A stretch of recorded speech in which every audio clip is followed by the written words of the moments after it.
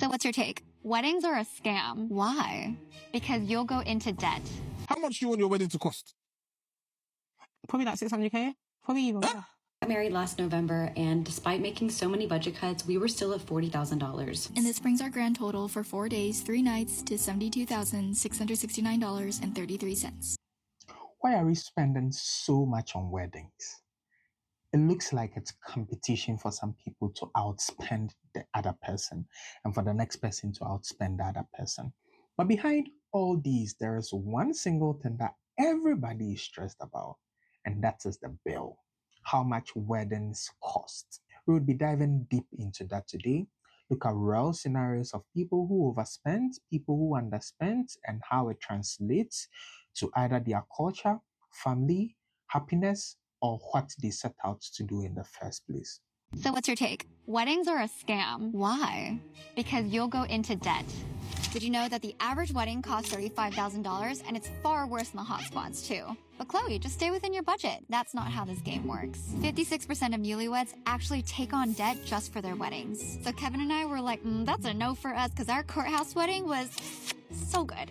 But we're the oldest in our families, and we just knew how much it would mean to grandma and our families. So here we are, deep in the sheets, and the sticker shock is unbelievable. So what is the budget? We said 50K. Did we go over it? Yes. Are we happy about that? No. But 45% of couples go over budget. So let's break that down. So 45% of couples set out of one budget in mind and they decide to go over. I don't think it's even a decision. They don't deliberately decide to go over it. But then you want this, you want that, you choose this, you wear this, you eat this, and by the time you realize that you have exceeded your set out budget. These are the categories. I'll share the final breakdown after the wedding because there can be unexpected costs. For example, the chairs that we're renting for people to sit on for 45 minutes cost $1,500. Dumbest thing ever. It also might rain, so we'll have to get umbrellas. And the markups. Ugh! Like a $10 bottle of wine is $50 at the venue. There's also cultural costs. For Taiwanese weddings, you have these backboards to send off guests, and these are $3K. You also have xibing, which are wedding snacks that you gift every single guest, and we were looking at around $5K. And lastly, the mental cost. The other day, Kevin said, I think wedding planning is my entire personality now, and I hate that.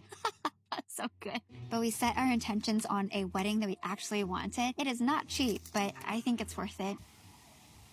So basically, I think the good thing about this couple is they set out with a budget, they exceeded it, and they are still happy about it. Of course, they are not happy about the fact that they overspent, but then they are still happy. You know, there are some people that would end up overspending, and then that is going to cause their breakup, or that is going to cause a tension between both of them that would strain their marriage. And that is not what you want to do. You know, to overspend or underspend is a decision. There are some costs that you can't take away from making a memorable wedding, but then there are some that are definitely avoidable. So you just have to decide on what you want to cut out, what you want to maintain, and stay within budget. Or if you exceed, you just have to accept it and be happy with the decision you made and the consequences. Let's look at this next couple. I got married last November, and despite making so many budget cuts, we were still at $40,000. I've been making a lot of content trying to warn people about this because I didn't want to spend $40,000. But unfortunately, there were so many things booked by the time we realized what the actual cost was going to be, we couldn't do anything about it. So basically, this person, I would say their wedding cost about $40,000. She's talking about the fact that by the time they realized, they had actually reached $40,000. So one lesson that I would advise, or that is taken from this particular video, is the fact that you have to be tracking as you are spending.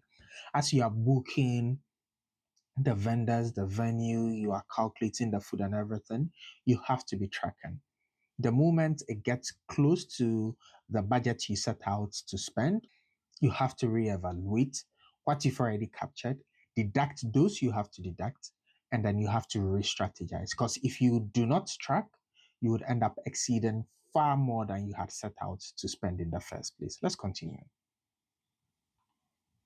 which is why I'm trying to make other people aware of this, because there's so much shame in the wedding industry if you spend over a certain amount, that everyone who's spending this amount or close to it are staying quiet because they don't want to be embarrassed or shamed by people like this. So before we dive into what I did spend money on, let's talk about what I did not spend money on. I did not spend money on hotels. I did not spend money on transportation, not spend money on the bridesmaids and their outfits. I did not spend money on the groomsmen. I did not hire hair or makeup artists for myself or the bridal party. My accessories and shoes were not real jewelry. They were all just things from Amazon or Shein. The most expensive thing that I had to purchase was the venue. It did include all the linens, all the chairs, all the tables, all the seating, the reception space, the ceremony space. I hired the cheapest DJ I could find. We chose an alcohol vendor that we could return the unopened alcohol to. We used the credit card hacks for honeymoons.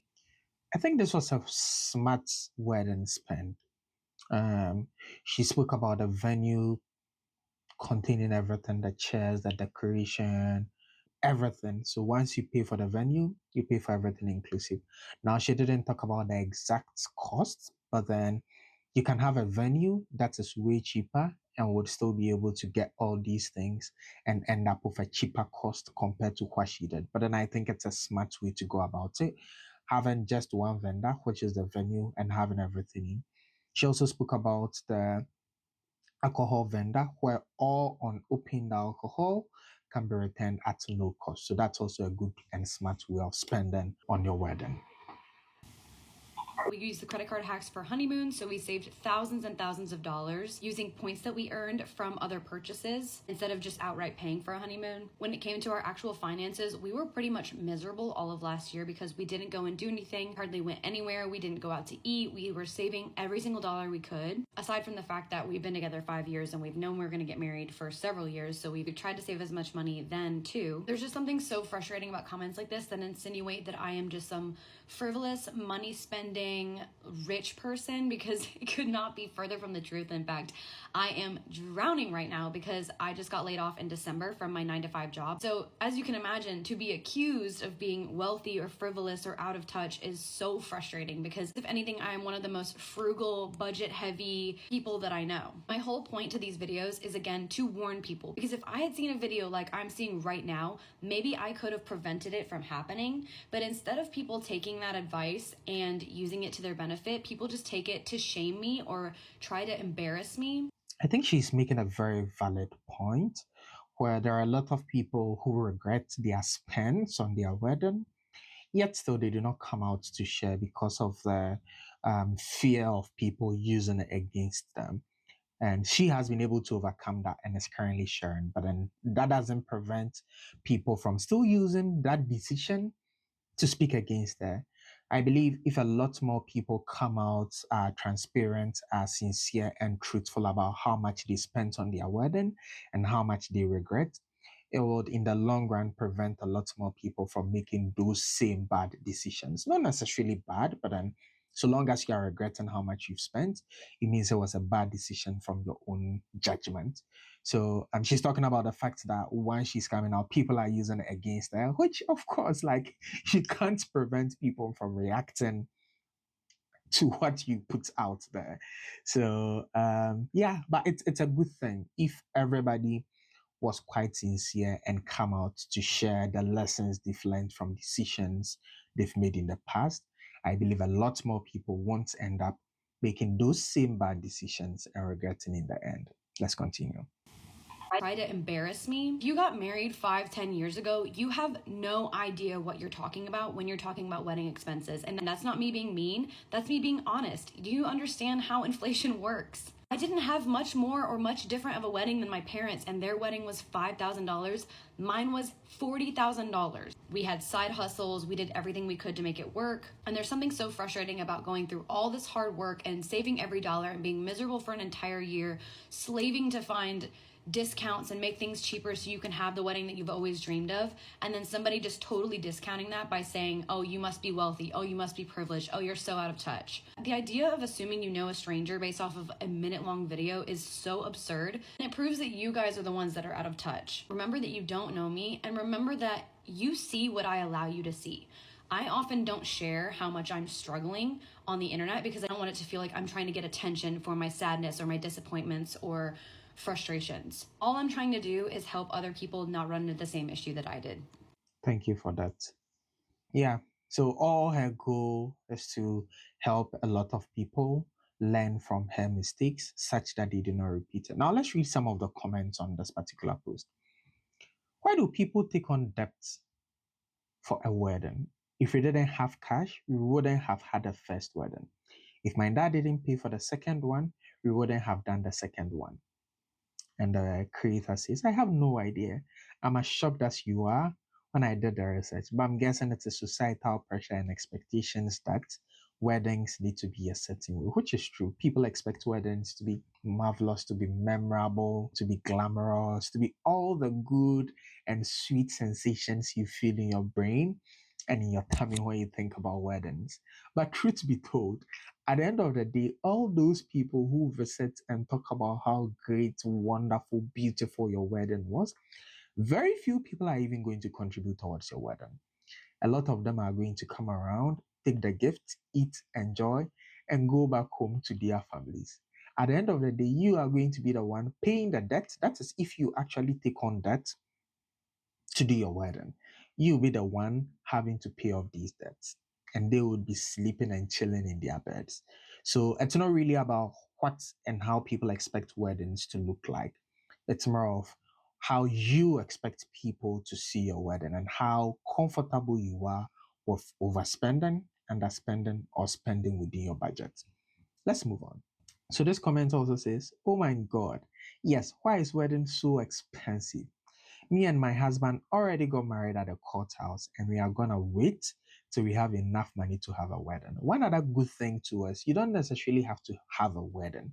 The United States is so flexible to the extent that you can decide to just have a court wedding and nobody would ask you or force you to have a glamorous wedding or an expensive wedding. It's all a decision you would have to make. Of course, there will be family and friends who would constantly ask about when you are going to have a white wedding. But it all boils down to you making the decision and saying, yes, I want to put this extra dollar towards this large spending wedding. Or you can just be satisfied with your court wedding. So long as it's a legal wedding and it's signed, you don't owe anybody explanation as to why you chose to do just a court wedding. It's all your decision. This needs to be shouted from the rooftops. My cancelled wedding from 2020, which is COVID era, was going to cost 28K. It's now costing 45K. It's insane the greed that has ensued in the industry since 2020. So let's look at this other wedding, how much they spent. It was actually an Italian wedding. You know, when you hear the Italian, you know, it sounds so glamorous, like, hey, this is like a top-notch kind of wedding. So let's look at how this wedding happened, how much they spent, and if it matches your expectations of the cost and how it looks like. How much we spent for our Italian wedding. Starting off with accommodations, we did cover everyone's stay over the wedding week, and so we spent $16,925.26. This includes our wedding venue that sleeps 32, a nearby Airbnb that sleeps 10 for our overflow guests, and an Airbnb for when my family and I first arrived in Lucca before checking into our wedding venue. Next, for all the amazing vendors behind our dream team, we spent $22,967.94. This includes our efficient wedding planners through our venue, photographers, videographer, content creator, DJ, saxophonist, rentals, hair and makeup artists, and vendor meals. The money spent on vendors was our most expensive category, but it was so worth it because all the logistics that were handled, the essence of the occasion created, and the memories that were captured are all priceless. Now for F&B, we spent $14,380.39, and I cannot stress how worth every penny was for every bite and drink. This includes breakfast service at our venue for all our guests to enjoy every morning, cooking class, our pizza party welcome dinner, aperitivo, open bar service throughout the day and night, lots of wine, the reception dinner, wedding cake, and more. I wish I had photos from the food we ate at our reception dinner because it was so freaking fire, but here's our menu. For decor, which includes welcome dinner, wedding day, florals, and additional details like aperitivo, portrait studio, parasols, and the guest book, we spent $9,369.99. Florals are so expensive, and our budget was to keep florals under $8K, which I thought was going to be impossible, but at about $6K, my Pinterest board with all our floral inspos brought to life, and I was so happy with how beautiful they turned out. For guests and gifts, we spent $1,830.54, which includes details like invitations, the Italian letter sets that we wrote on, and guest favors. And for our wedding attire, we spent $5,800.81, which includes all my dress changes, Joel's tuxedo and bow tie, and our shoes. Lastly, for travel, which includes flights and car rental, we spent $1,394.40. And this brings our grand total for 4 days, 3 nights to $72,669.33. $72,669.33. That's the total cost of this wedding, including everything, which I think it's pretty fine looking at the fact that they had to travel all the way to Italy, spend a number of days, have their guests over, among other things. I think that's a pretty solid amount. Especially looking at the memories they created and the fact that I think this is more of like a weddingcation, more of a wedding that is paired with a vacation, because people would save to go for vacation in Italy, but then this couple were able to combine their wedding and their vacation and then have a glamorous one. So that's not so bad. That's not so bad. Now let's look at some of the comments. I mean, this is an absurd amount of money, but all that for 80K? Damn, girl. And the creator says, yes, it's definitely a lot of money, but I think we got amazing value and priceless memories of our loved ones. I think the memories is what really matters. Whether you spend more or you spend less, it's all going to be etched in your memory. So just make sure you are spending on something that would give you memorable memories to reflect back on and be happy. That's super cheap for all the days and everything you got. For 1 day and stay in Bucks County, PA, you are paying 65K to 80K at a nice venue with a newly redone inn. And it doesn't look like this. Noted destination weddings are so much affordable, which is true. Now, in the next phase, we are going to talk about something people usually refer to as a wedding tax. Now, if this is the first time you are hearing about a wedding tax, just buckle up and listen. If you've already heard about this term, then I guess you have a fair idea of what wedding tax is about. The whole idea about wedding taxes, people believe that when vendors hear that you are booking something or you are buying something specifically for a wedding, the price suddenly jumps or suddenly changes. Something that might cost, say, $1,000, once they hear about the fact that it's for a wedding, can triple, can sometimes 10x. So that is what people refer to as wedding tax. Now let's listen to some of these vendors and let's go through their thought process on why wedding tax exists. Is it realistic? Is it understandable to have a wedding tax, and what it really captures? Talk about wedding tax from a vendor who actually works weddings. I see a lot of videos saying vendors hear the word wedding and suddenly the price increases, doubles, triples, whatever y'all think. I get why it feels that way, but here's what's really happening. It's not a wedding tax. It's a wedding level of service. Y'all's expectations are higher, as it should be. Could you buy flowers at the grocery store and put them in vases yourself? Absolutely.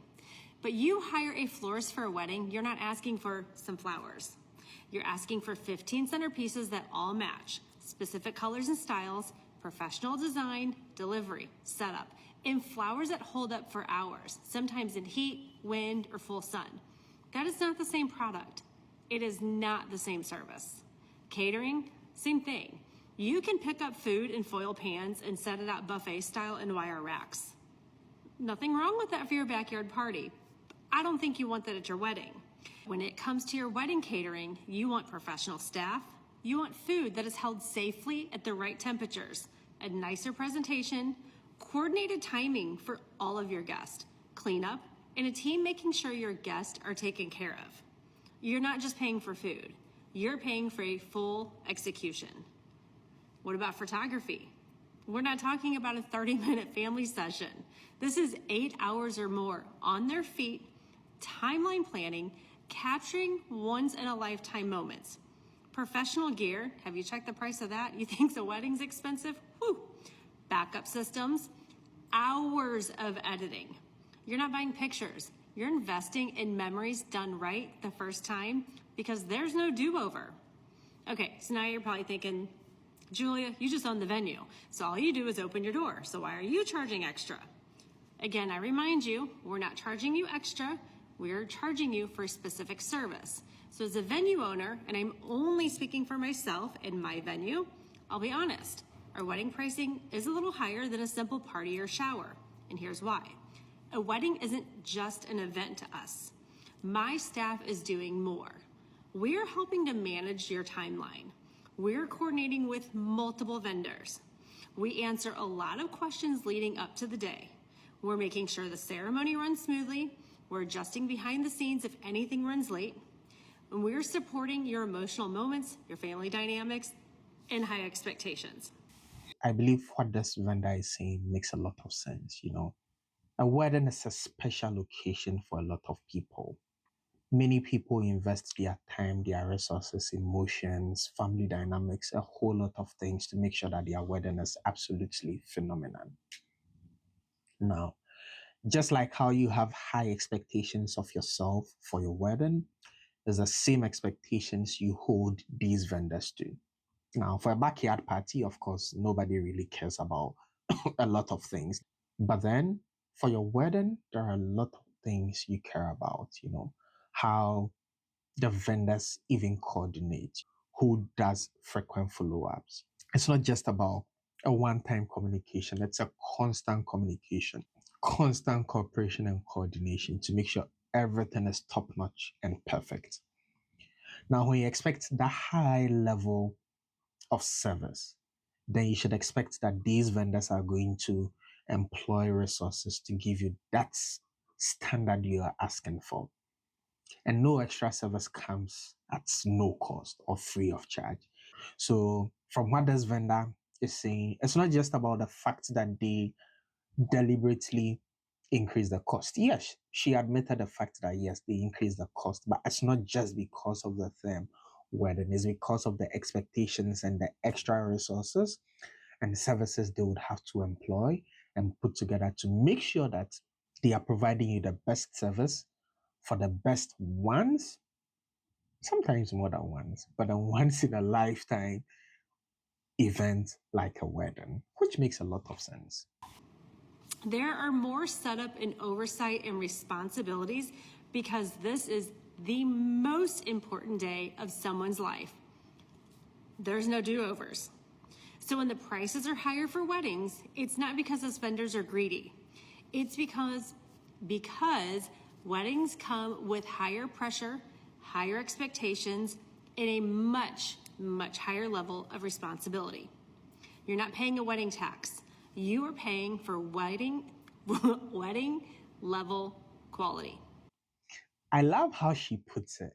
She says, you are not paying for a wedding tax, you are paying for a wedding level quality. Weddings are high level, exceptional expectations are put on weddings. So you are paying for the wedding level quality, which is exceptionally high expectations of quality.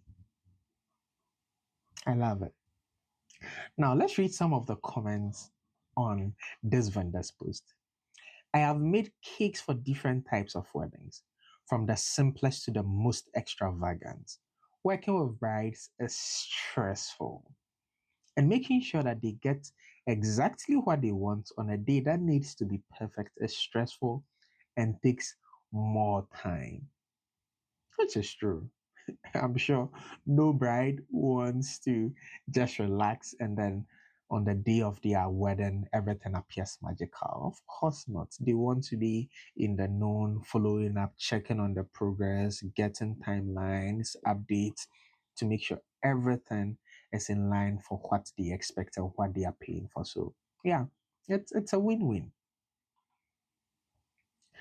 Not only this, but realistically, we are spending 40 plus hours in a wedding plus 1 year of relationship with the couple, and we can only realistically take a 2 to 4 weddings max a month without a team to not get burnt out and ensure quality. So this is Jamie Dallas Photography. So I'm sure this is like a photography service.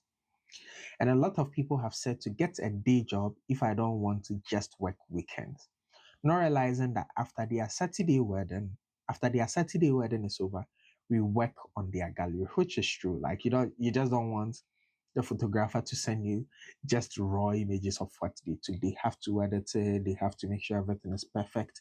The lighting, the scenes, they are choosing the best of the best, like editing a bunch of things to give you the best service. So yeah, it makes absolutely sense, a lot of sense. Oh, so true from the creator. It's so far beyond just working the day of the wedding, which is true. You start working prior to that day, you work on that day, and you work after that day also. So, yeah. Now, let's talk about one other reason why people choose to spend so much on their weddings. Weddings used to live in photo albums. You would go to people's homes and then you would see their wedding photos. Like once you visit a friend, the first thing they would give to you would be a photo album for you to just go through and look at the memories they've created. And 99% of the time, you would see their parents' wedding photos in the album. There are other people too, once you walk into their home, the first set of things you see are their wedding photos. But that has significantly changed. Now, people do not keep physical copies of their photos, they keep digital copies, which are usually found on social media: Instagram, TikTok, Facebook, anywhere and everywhere you can think about, even sometimes LinkedIn. So, people are deliberately investing much more in the social media perception of their weddings. They want it to be perfectly executed. They want the vendors to give the best service, everything to look in a certain way, color grading, color code for their weddings, the dress you have to wear, the designs, everything is specifically tailored towards a social media outlook. And that is what sometimes drives up these costs. Because you can't just use your friend's phone to take photos. You'd have to employ the services of a professional photographer, which of course does not come cheap. So a lot of people would invest much more money such that the pictures and the social media perception they would create from their wedding would meet a certain standard. And that is what drives up these costs. So let's read some of the comments on people when it comes to social media and how they want their wedding to look perfectly fine. So very true. I wanted to break my family cycle and have an elegant wedding or event. Spent 40K. My batch was ruined and there was a fight at my wedding. Oh, never again. We did a vow renewal in Vegas.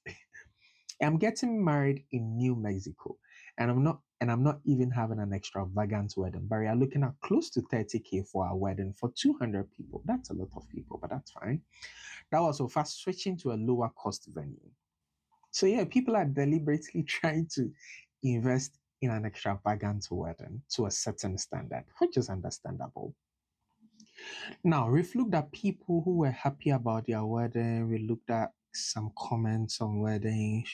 Now, let's look at people who regret spending on their wedding and why they regret in the first place. If there is one financial regret I have in my almost 30 years of living, it would be spending $30,000 on a wedding. The wedding industry has all of us girlies in a chokehold, making us feel like we need to prove something to everyone around us and have this massive, expensive, beautiful wedding.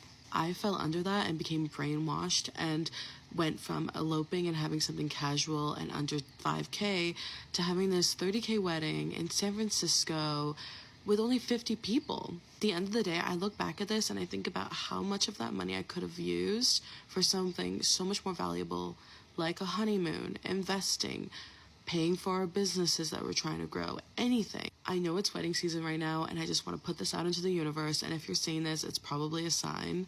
If your wedding planning isn't about you and your spouse and it's about everybody else, don't do it. Just elope and save their money. I think the advice she gave is very relevant. Weddings have a perception around them that makes it seem like it's not just about you and your spouse, and it's about your friends and family and everybody. Yes, there is some truth to it, but then at the end of the day, the wedding is between you and your spouse. And understand it's the two of you that are going to go back to your rented apartment or your home or your family home or wherever and feel the sting from your wedding costs.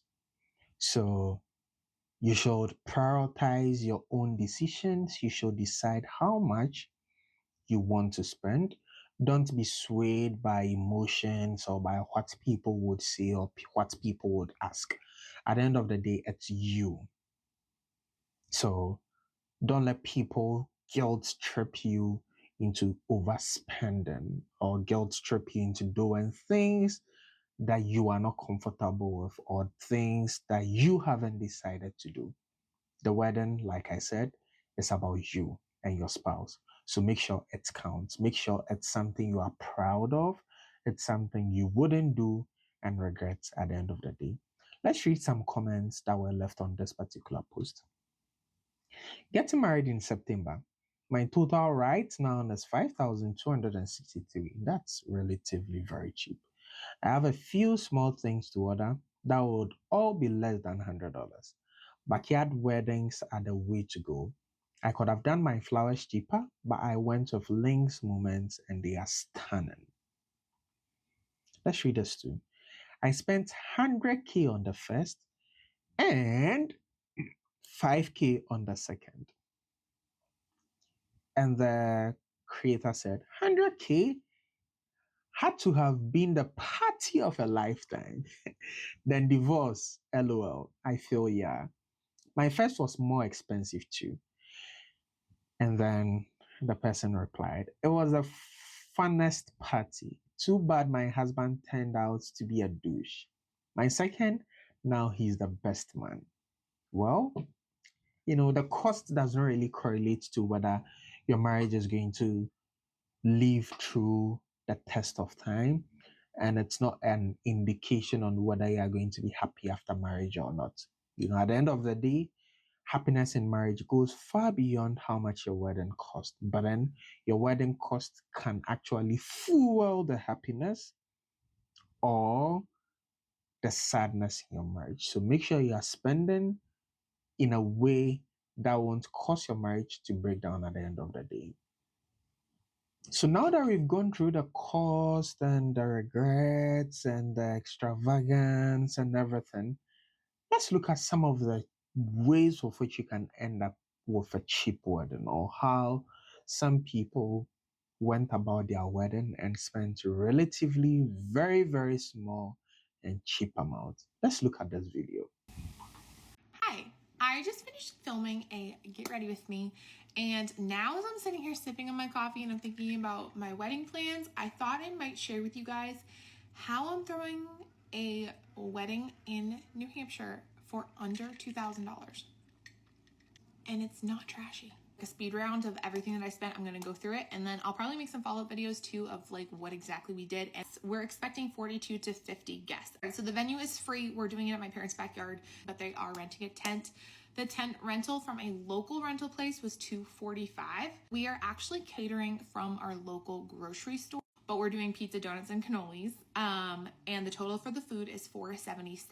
Then I got a donut board from Etsy, super cute. That was $118. I got a big mirror stand that says, welcome to the wedding of Shayla and Caleb for $47 off of Temu. The applique that says all of those words with our date was $22 off of Etsy. And the necklace and earrings to go with my dress was a total of $71. The arch we actually made from Temu, and then we decorated ourselves with florals for $30 from Hobby Lobby. My dress was $300 off of Etsy, and it was completely custom made by a fabulous lady in Poland. Just to alter it a tiny bit around the waist, but that cost me only $35 at my local tailor. Pants for my husband, they were $40 at Kohl's, doing sew-on suspenders. For both the boys, the total was $30. We got them on Amazon. So Reed needed $45 cowboy boots to go with his outfit. So plates, napkins, silverware, etc. That came to $115 on Amazon. Florals for my bouquet and then for tablescapes, we're doing all fresh florals from Trader Joe's and I have a budget of $200. Trinkets and decor, little itsy bitsy things like baskets and I have some disco balls and a card box, etc. That was all Temu and I spent about $100 on all of those little trinkety things just to kind of make the space a little bit more eclectic. Printed signs, I actually did my own signs for the bar, for the pizza bar, for the s'more bar, etc. I printed them all at Walgreens or CVS, I think, for a total of $15. And then I spent $20 on frames at Marshall's and then thrifted some too. The s'mores bar, I got all of the s'more things from Walmart. I thrifted all of the jars. So that was $30. The total for all of that came to $1,997. $1,997. That's less than 2K, and that's fabulous, you know. So like it comes back to the statement I made earlier that hey, the cost of your wedding doesn't necessarily determine if you are going to be happy or you are going to be sad.